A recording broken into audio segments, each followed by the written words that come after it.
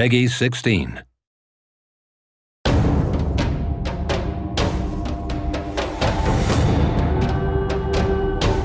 You encountered a lot of pirates in the prequel Risen, as well as in other games that we have developed, and that fitted pretty well with the dialogue style of the games and their quests, so we decided to turn it into a complete game.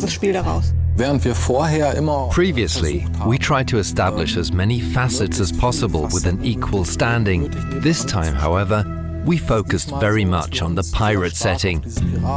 Not least because you are left with almost no choice but to join the pirates.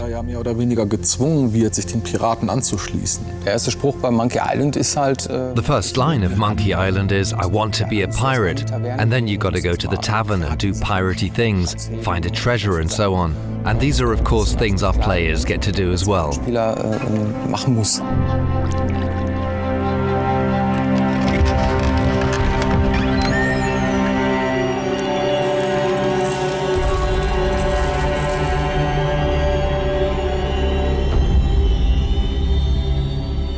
Wie man hier sehen kann, wollten wir raus aufs Meer und durch diese Schiffsreisen halt ein tropisches und exotisches Piratenspiel erzeugen. Hier haben wir die Startlocation. Hier lernt man das Spiel kennen in einem Tutorial. Du kannst dann am Anfang ein paar Monster plätten am Strand oder so, in der letzten Bastion der Menschheit.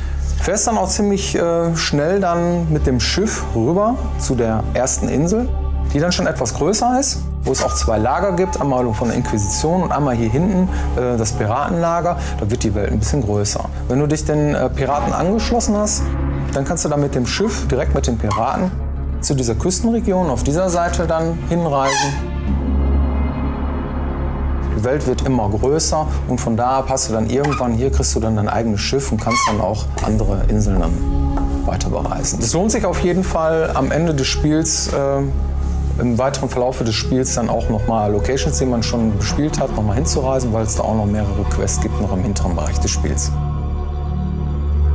Also wir haben damals angefangen. Back then, we started with the prototypes. We just built pretty rough landscapes and walked through them, put in a few trees and various placeholders and checked out how it felt. Too big, too small.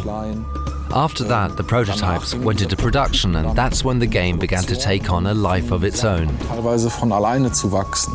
In Risen 2 haben wir mehrere Inseln und There are several islands in Risen 2. In the past, we built the game landscape by hand. That's a lot of work. You have to add a lot of details and create all the paths.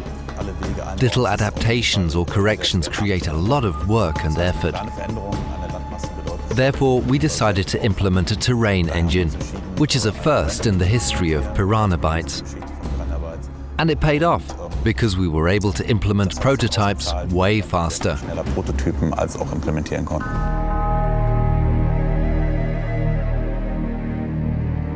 Beim Projektanfang von Risen 2 ging es erstmal darum, ein Setting zu erschaffen. Also wir mussten uns überlegen, was soll es überhaupt werden. Wir wollten halt dieses Regenwälder-Setting haben, karibisches Setting. Im Dschungel ist es eigentlich ziemlich dunkel. Ja, im Dschungel gibt es viel Schattenwurf. Es gibt unterschiedliche Baumhöhen und es gibt viel Bodenvegetation.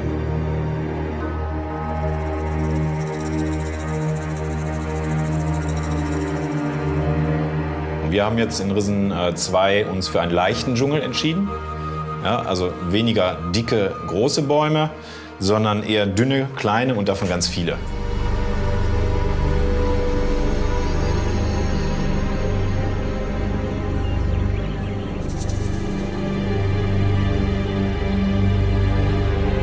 Also wir sind ja hier im Ruhrpott und so viel haben wir nicht hier, was wir uns selbst anschauen können. Ja, aber ein paar Wälder haben wir schon und da ziehen wir schon mal selber los mit der Kamera.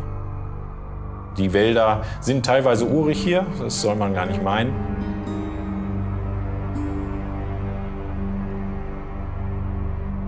Es ist wie immer gewesen. It was the usual struggle of making it neither too big nor too small. We tried to keep things balanced out. On the one hand, you've got to create a world that's big enough to make it plausible that you require a ship to get from one scene to the next. On the other hand, if it's too big, it gets boring due to the sheer size of it. We used the islands to put certain structures in place. At the start, players have no ship, so they are told to go to Island A, then to Island B, and suddenly you get your ship and you can get to Island C, D, E, F, G, in whatever order you desire. Fahren, wie du möchtest. Wir mussten halt We had to think about how to give each island its own unique character, so that every time you set foot on a new shore, you'll find yourself in the same situation, washed up onto an unknown island as in Risen 1. The settings and plots are set up correspondingly. ausgerichtet sind. Ursprünglich hatten wir mal vorgehabt, Originally, we intended to have smaller locations, but a lot of them.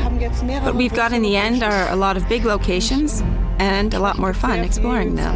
sich daran auszutoben. Wir sind nicht We are not able to build a camp that consists of only 5 interacting characters. There's got to be at least 20 of them, and of course each of them has at least one quest for you. As a result, the game has grown. It really became a huge world.